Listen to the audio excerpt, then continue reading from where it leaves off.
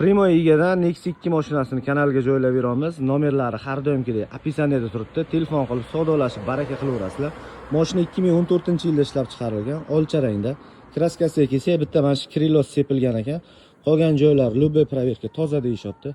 Yaqindagina 4 ta yangi balon qo'ygan ekanlar. Salon holatlarini ko'rib chiqamiz. Salonlarni ko'rsanglar. Gidravlika rollarda turibdi. 169 ming kilometr masofa bosib o'tibdi. Salon holatlari ham yomon emas.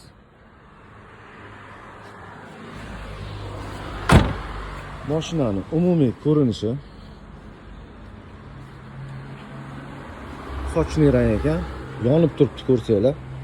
2014 gibrid motor, bitta detal kraska, $4000 so'rashyapti narxini. Pastda описаниеda egalari nomerini yozib qo'yamiz. Generalniy davniski ham sotiladi. Murojaat uchun telefon qilib savdolashib, baraka qilaverasizlar. Kanallarimizga obuna bo'lib qo'yinglar. Mashina egadan yaxshi variantli ham kelib qolyapti. Qo'yib boraveramiz, xudo xolasa.